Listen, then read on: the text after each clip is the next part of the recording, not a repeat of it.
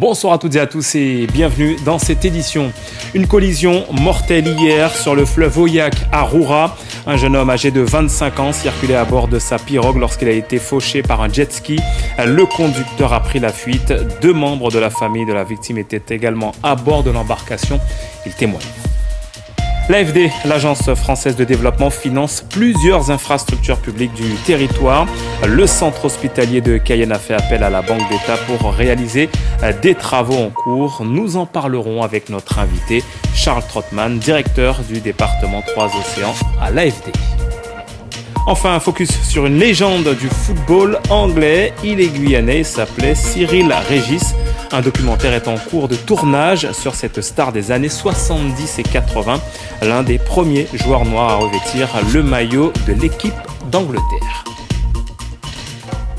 Il avait 25 ans et son avenir devant lui. Hier, Jason Bernard, un jeune originaire du village de Favard à Roura, a été fauché par un jet ski alors qu'il circulait à bord de sa pirogue sur le fleuve Oyac. Le jeune homme était en compagnie de 2 membres de sa famille lorsqu'il a été fauché. Nous les avons rencontrés au lendemain de cette collision mortelle. Le point avec Guillaume Perrault. Sur la Comté, c'est un fléau, quoi, le jet ski. C'est sans lumière. Johan était dans la pirogue avec sa compagne lorsque le drame est survenu. Il est entre 18 et 19 heures sur l'Oyac. Les 3 passagers s'apprêtent à regagner leur village. Leur canot est percuté par un jet ski naviguant à vive allure. Ma femme était dans l'eau et je pensais qu'elle avait pris un coup, en fait. Que le jet ski lui avait tapé. Elle est remontée, en fait, dans la pirogue. Et à ce moment-là, on a constaté que le jet ski, en fait, avait tapé, en fait, au niveau du dos. Bernard Jason. Mais on ne pensait pas que c'était aussi grave, en fait. Et à ce moment-là, il y a un gros bateau qui est venu. Pareil, pas de lumière, rien. Et en fait, j'ai fait des appels, en fait, de détresse, en fait. Le seul souci, c'est que le jet ski qui nous a percuté, lui, il a pris la fuite, en fait. Jason Bernard, 25 ans, père d'une fillette de 4 ans, meurt sur le coup. Les 3 victimes sont secourues au bout de quelques minutes par l'équipage d'un bateau témoin de l'accident. J'étais dans le noir, il n'y avait pas de lumière, il n'y avait rien, quoi. Et nous, on était visibles à plus de 200-300 mètres parce que c'était sur une ligne droite, en fait. Et on a demandé de l'aide, en fait, au bateau. Et lui, il m'a posé une question, qu'est-ce qui se passait? J'ai demandé de l'aide. Après, j'ai crié sur eux, en fait. J'ai crié, venez nous aider. En fait, j'ai pris une rame et j'ai ramé, en fait, près du bateau. Et à ce moment-là, ce que j'ai pu comprendre, c'est que c'était des amis à eux. À l'annonce du drame, les familles et habitants du village Palicourt de Favard se réunissent au Dégras de Roura. En cette soirée de fête des pères, tous sont endeuillés sous le choc. Il était tout à côté de moi. On travaille ensemble. Il était plus qu'un fils pour moi. Selon le procureur de la République, le fugitif a rapidement été identifié par les gendarmes. Blessé lors de l'accident, l'homme pilotant le jet ski s'est rendu à l'hôpital pour se faire soigner. Dans l'Ouest, à Saint-Laurent-du-Maroni à présent, les syndicats SE-UNSA et le SNUIPP-FSU ont lancé un mouvement de grève au sein de l'école Suzette Labadie-Cambo. Un mouvement suite à la décision de mettre en place une double vacation dans les locaux du groupe scolaire Nicole Ottilie, car des travaux de rénovation doivent être effectués dans l'établissement. Décision du rectorat qui passe mal à 3 semaines des grandes vacances. Emmanuel Octavie, secrétaire général du SE-UNSA, déplore le fait qu'il n'y ait pas eu de concertation à la fois avec les enseignants et les parents d'élèves. Il est au micro de Pierre Tréfou. Les parents d'élèves et les enseignants ont dit non lors du conseil d'école. C'est une décision qui a été prise unilatéralement du côté du recteur, sans consulter le conseil d'école. Nous avons pu obtenir justement du recteur qu'il réunisse le conseil d'école. Après consultation de ce conseil d'école, il y a unanimité justement des parents et des enseignants qui ne veulent pas de cette décision de la double vacation. Donc, nous, aujourd'hui, le SE-UNSA, on est auprès de ses collègues de Labadie-Cambo pour qu'on puisse entendre leur voix. La voix des enseignants compte. C'est à eux, dont les familles, justement, confient la scolarité de leurs enfants. Il faut que monsieur le recteur comprenne qu'il ne peut pas faire sans l'équipe pédagogique. Parce que s'il ne fait pas avec nous, c'est que ce qu'il nous propose est fait contre nous. Une banque plus précisément, participe régulièrement au financement de plusieurs infrastructures publiques du territoire. Il s'agit de l'AFD, l'Agence française de développement. Cette banque d'État octroie des prêts à des taux d'intérêt avantageux aux collectivités et autres acteurs publics. Exemple avec ses travaux au centre hospitalier de Cayenne, Laurent Marot et Abel Parnasse. L'hôpital de Cayenne en chantier, 140 millions d'euros d'investissement, dont 40 pour rénover et étendre les locaux de médecine-chirurgie. L'Agence française de développement apporte 25 millions via un prêt signé fin 2022. C'est en partie du prêt long terme, qui est du prêt long terme qui est dit bonifié, et en partie du préfinancement de subventions européennes. Bonifié, c'est-à-dire qu'on est sous le taux de marché en contrepartie de certains critères sociaux et environnementaux. Le bâtiment qui sera construit derrière nous est un bâtiment aux normes QEA, qualité environnementale amazonienne. L'AFD accompagne l'hôpital de longue date. Le taux d'intérêt du dernier prêt est jusqu'à 1,5% inférieur au taux du marché. C'est favorable pour l'équilibre financier de l'hôpital qui reste fragile alors qu'il a de grandes opérations d'investissement à mener. Et par ailleurs, dans le cadre de l'instruction et des discussions que nous avons avec l'AFD, nous pouvons constater qu'il y a une bonne prise en compte et une bonne compréhension des problématiques ultramarines. Le CHC a aussi obtenu 30 millions d'euros de fonds européens FEDER pour ce programme d'investissement. L'AFD préfinance ces fonds européens. Le FEDER nous finance sur la base de factures payés auprès des fournisseurs. Donc ça crée un décalage de trésorerie. Donc on est sur des opérations qui sont massives. Pour protéger la trésorerie de l'établissement, nous faisons appel à l'AFD pour nous préfinancer, c'est-à-dire que concrètement, ils nous donnent l'argent dès le démarrage de l'opération et ensuite nous remontons les dépenses au FEDER et l'AFD est remboursée directement par le FEDER. Sur le prêt accordé par l'AFD, 4 400 000 euros iront à la remise à neuf du centre de santé de Papaïcheton, fin du chantier prévu fin 2024. Même échéance pour les travaux des locaux médecine-chirurgie à Cayenne. Et notre invité ce soir est Charles Trottmann, directeur du département Trois-Océans à l'AFD. Bonsoir. Bonsoir. Alors on a vu l'exemple avec le centre hospitalier de Cayenne en matière de réalisation de prêts de l'AFD. Aujourd'hui, quels sont les critères pour être éligible à un prêt auprès de votre banque, auprès de la Banque d'État à l'AFD ? Nous, on veut financer sur le territoire tout ce qui va contribuer à avoir un impact positif pour la vie quotidienne des gens. Et donc, on va d'abord partir de la demande des collectivités locales. On est le premier financeur des collectivités en Outre-mer et on l'est aussi ici en Guyane. Et on va ensuite, en fonction de la qualité du projet qui est présenté, pouvoir proposer un taux aussi avantageux que possible grâce aux moyens que nous confie l'État. Alors justement, ce taux, il est très souvent avantageux. On a une conjoncture actuellement qui voit les taux d'intérêt grimper. Comment vous faites pour avoir des taux beaucoup plus avantageux auprès des collectivités, notamment en Outre-mer ? On le fait pour deux raisons. D'abord parce que nous, on a un modèle non lucratif. On n'est pas là pour générer du bénéfice, donc on ne cherche pas à facturer le plus possible. Et on le fait aussi parce que le ministère des Outre-mer nous confie chaque année des moyens publics qui nous permettent ensuite d'aller compenser quelque part les taux plus bas que l'on peut faire pour les collectivités. Une explication qui était importante, justement, au cours des 10 dernières années, l'AFD a financé près de 417 millions d'euros en Guyane. Cela représente, grosso modo, 180 projets. Comparé aux autres territoires, est-ce que les demandes de prêts de subventions en Guyane sont plus importantes ou moins importantes ? Je dirais que ça dépend un petit peu des années, mais on voit que le territoire de Guyane, il se caractérise par un énorme besoin en équipement. Il y a beaucoup de choses à faire dans le domaine de l'énergie, dans le domaine de la santé, on en a parlé, dans le domaine des déchets. Et donc nous, c'est un territoire sur lequel on veut vraiment être engagé et faire plus. Alors vous voulez faire plus. C'est très intéressant puisqu'on a vu dans ce reportage les critères environnementaux vous tiennent à cœur. Mais la Guyane, c'est aussi des projets structurants, vous l'avez dit. Alors un projet de désenclavement comme cette route du fleuve qui relierait la commune d'Apatou à Maripasoula. Est-ce que l'AFD aujourd'hui est prêt à suivre un projet comme celui-là avec cette route très longue, avec un financement bien sûr très important? Je dirais, nous, tous les projets structurants qui vont être la demande des collectivités du territoire, on pourra les étudier. Ensuite, la question qui va se poser, c'est est-ce que finalement c'est quelque chose qui relève d'un financement par l'État, avec des subventions de l'État, ou est-ce que ça relève d'un financement par les collectivités, qui dans ce cas-là vont chercher de la dette, et nous, si les collectivités cherchent à se financer, elles pourront venir vers nous et on l'étudiera avec elles. C'est une possibilité, on le voit bien. Alors pour vous, les projets structurants à venir qui sont en cours de négociation au sein de l'AFD, qui seraient peut-être en cours de finalisation, sans déflorer forcément tous les dossiers en cours. Alors, on va continuer bien sûr à intervenir sur le secteur de la santé. Il y a un grand projet très structurant de centre hospitalier universitaire. Donc nous, avec les 3 hôpitaux du territoire, on va travailler là-dessus dans les années qui viennent. Un autre secteur très important pour nous, c'est celui des déchets. On y travaille déjà avec la communauté de communes de l'Ouest guyanais et je serai demain à Saint-Laurent-du-Maroni pour en parler avec eux. Il y a des besoins à d'autres points du territoire.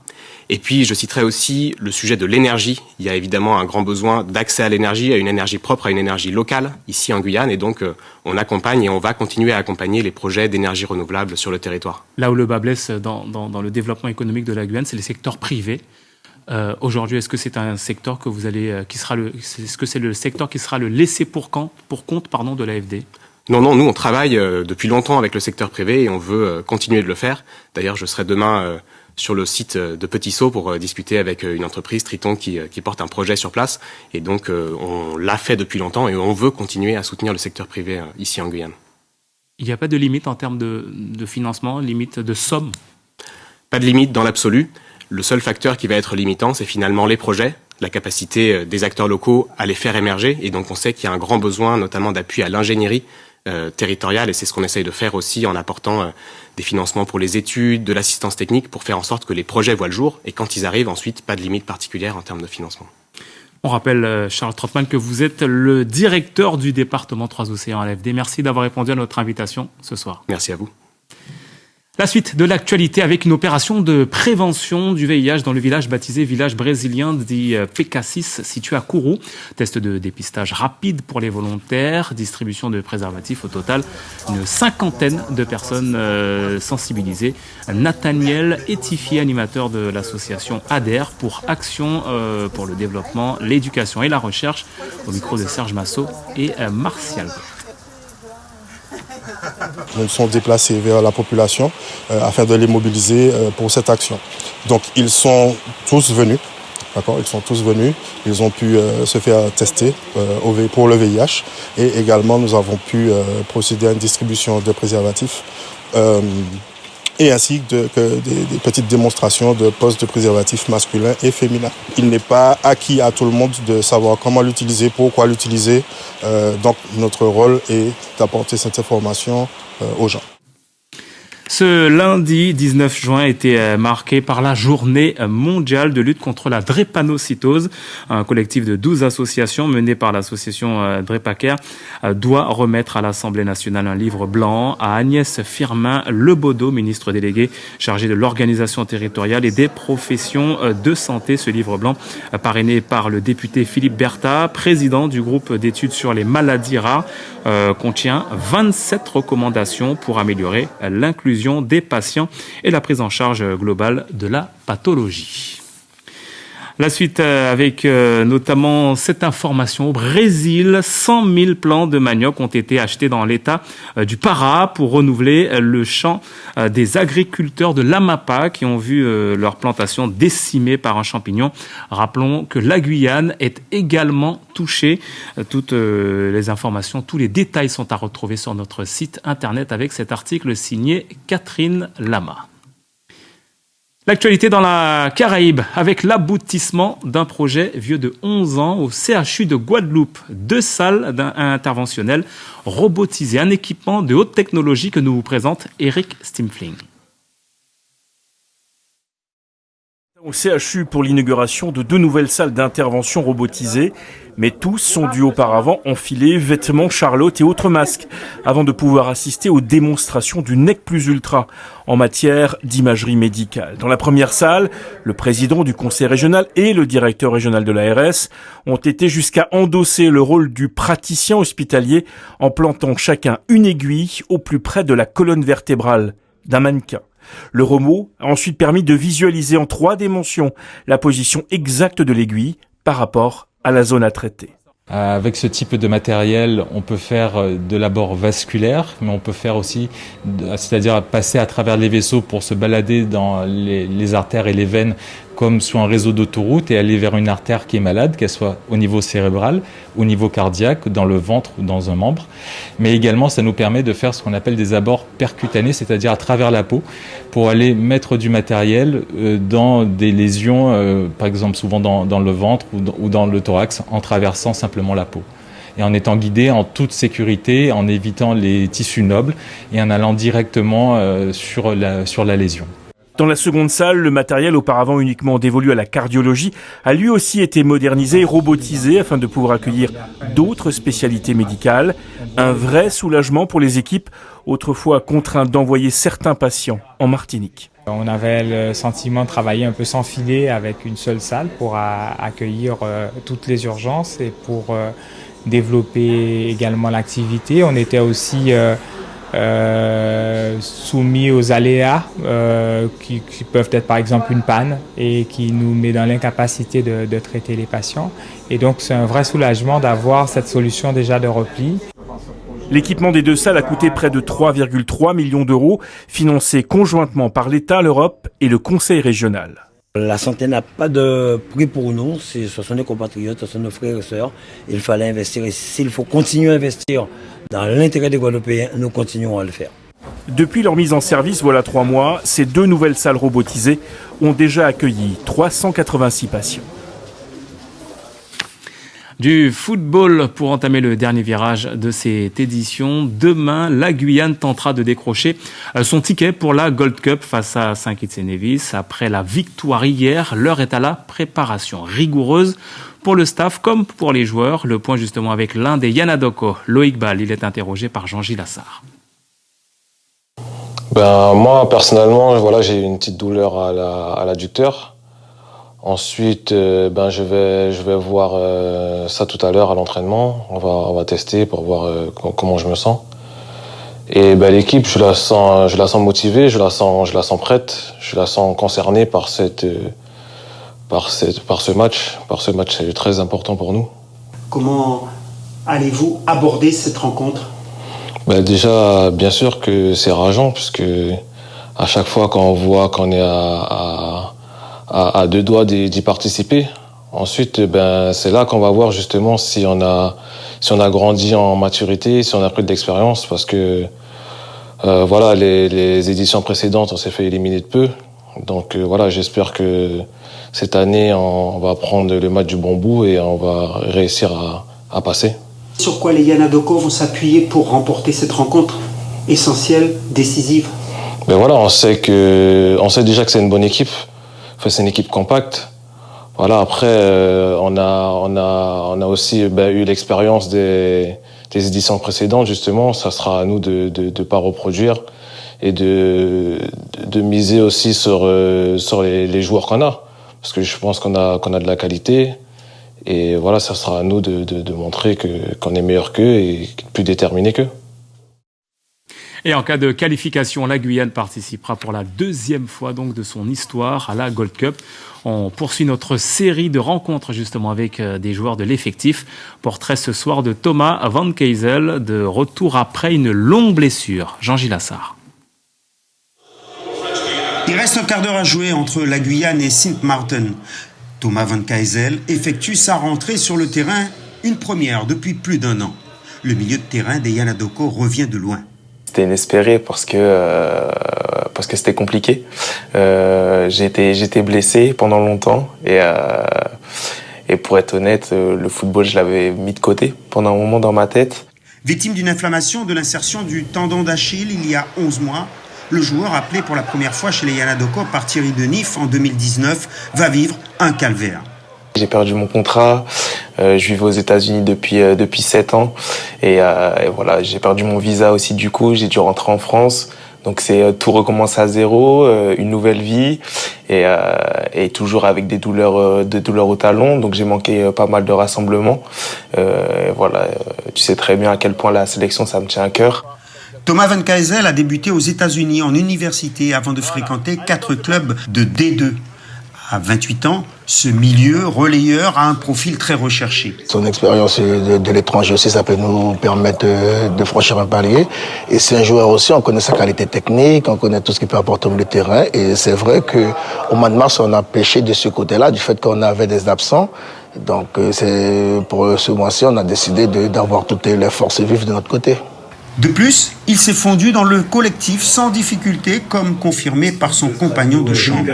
D'avoir un mec comme ça dans l'effectif, ça apporte aussi parce qu'il nous rassure. Il nous rassure par sa qualité technique, par son vécu dans le football. Donc j'espère que ça va continuer comme ça. Remplaçant pour cette première rencontre, le staff espère voir Thomas Van Kuyzel retrouver très rapidement son abattage. Le joueur, lui, espère de son côté profiter de cette compétition pour prendre un nouveau départ. Donc j'aimerais bien repartir aux États-Unis, retrouver un club là-bas. Après, si ça se fait pas, je vais me débrouiller en France, me relancer là-bas. Il me reste quelques années avant de prendre ma retraite quand même. Le foot, ça m'a énormément manqué pendant cette année-là où j'ai pas pu jouer malheureusement. Donc je vais tout faire pour revenir. Et l'un des moyens les plus rapides de se relancer pourrait être une phase finale de Gold Cup, elle, qui lui avait échappé en 2021 en barrage au tir au but face à Trinidad. Et c'est l'une des stars du football anglais dans les années 70 et 80. C'était l'une des stars. Alors, il est l'un des premiers Guyanais, le premier joueur noir à revêtir le maillot de l'équipe d'Angleterre. Le Guyanais Cyril Régis, disparu en 2018, était né à Maripasoula, pour la précision. Un documentaire qui retrace actuellement sa vie est en tournage. Un reportage de Véronique Nison et Clotilde Séraphin-Georges. Le document. C'est à la fois une plongée dans les archives départementales et une découverte intime de la vie de leur famille. À la Maison des Cultures et des Mémoires de Guyane, les deux enfants de Cyril Régis, Michel, 39 ans, et Robert, 42 ans, remontent le fil de l'histoire de leur illustre père à travers cartes et vieilles photos prises à l'époque de leurs grands-parents. Cyril Régis a vécu ses premières années à Maripasoula avant de rejoindre l'Angleterre à l'âge de 5 ans. De ses origines, les enfants veulent tout apprendre. C'est vraiment particulier de voir cela, l'extrait de naissance de mon père.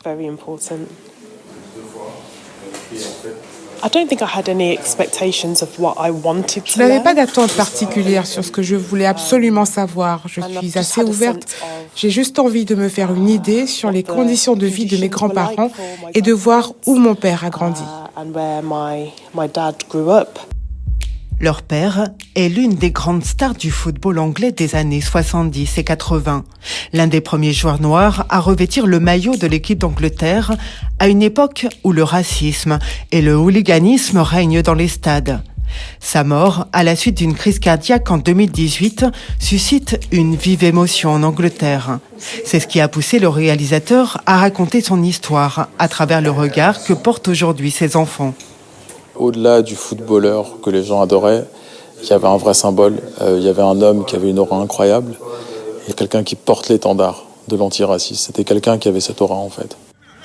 La veille, au stade Lama à Rémire-Montjoly, une autre séquence du documentaire parle de l'amour pour le football que partage aussi son fils Robert en amateur.